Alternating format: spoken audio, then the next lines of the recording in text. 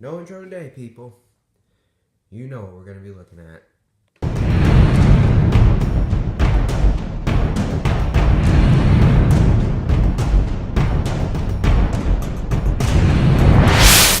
So before we get into this video, I'm going to give you some context as to why this particular set means a lot to me. When I started collecting Halo Mega Constructs, well, formerly Halo Mega Blocks, because I was like 9 when I got my first ones back in 2012. Halo 4 was coming out, and the moment I saw the Pelican, I knew I wanted one. It was just so cool. It looked so awesome. The articulated engines and everything. The good feeling I always got when that thing showed up in a level and just said, "Yes, get me out of here. Get me off this level." And I've always wanted one of these, and I've always wanted to build one. But it was very expensive, and I didn't have any money. So, over the years, I've collected more and more stuff, but the Pelican always eluded me. It always just couldn't get it. And that ended this year when I ordered it after I had saved enough money for Amazon to get this thing, and I ordered it for Christmas, and it came, and I've been building it all week, so I haven't had time to upload. So yeah, it's beautiful. And if you want a testament to how old this set is, look at the figures. Look at them.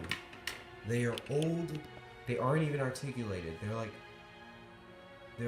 back when they used ball joints for all the limbs instead of the newer design where you can take off armor pieces. You can't do that now.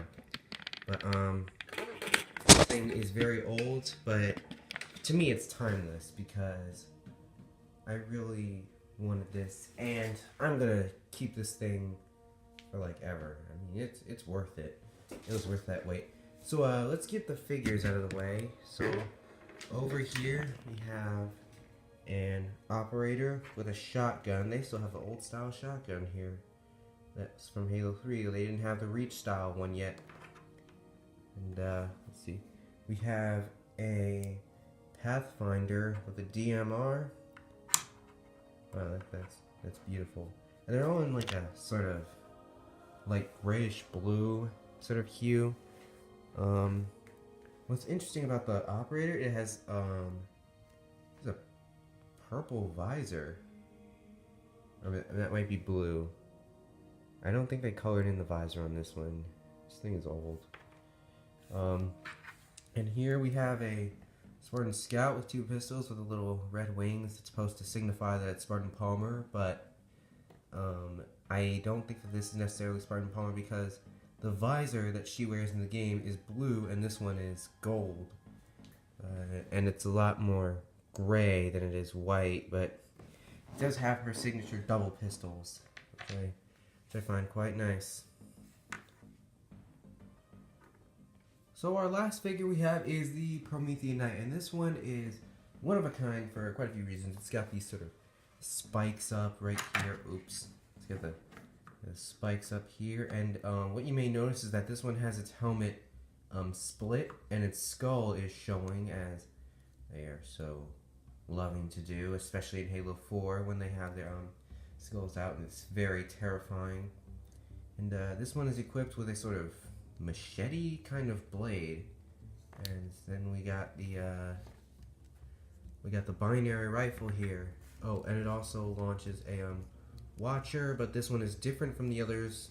I think this is the first one that had a Watcher. I don't know. I'll have to look back at the archive sets, but this one has a little Watcher, but this one is different because it sort of glows, makes the head glow a little bit, you know, the sort of Forerunner glowing sort of thing, you know.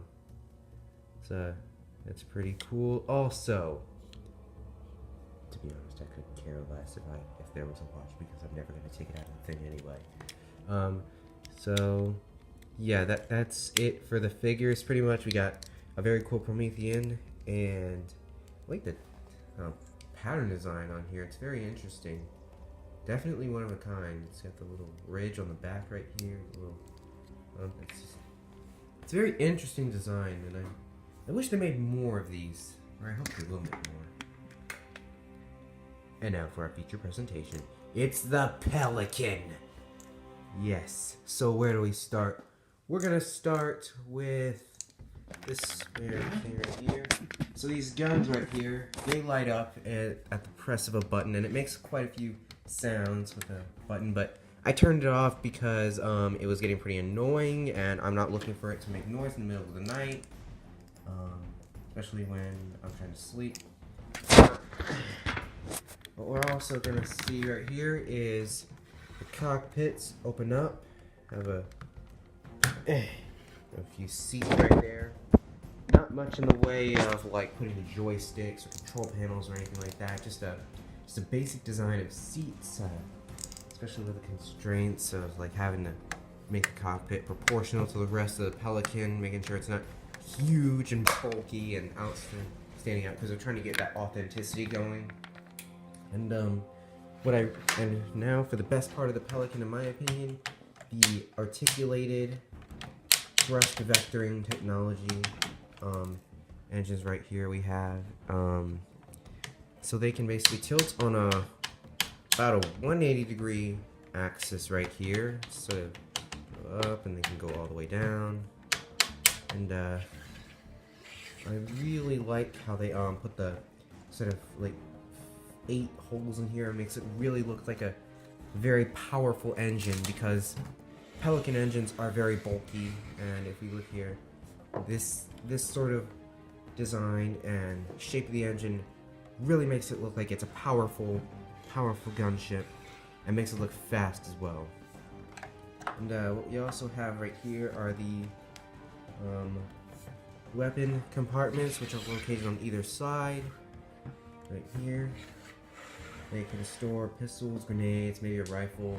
I wouldn't recommend putting a rifle in there. It's best for just pistols. And we also have these little jets right here, as in the game, which help it with its VTOL. And for those of you who don't know what VTOL is, VTOL stands for vertical takeoff and landing. And the Pelican is a VTOL aircraft. So what we also have is a little trap door right here, which allows us to look inside and see what we're doing when we're putting our troops in here. Oops. I broke it. Crap. Just give me a minute here. I'm gonna cut this out.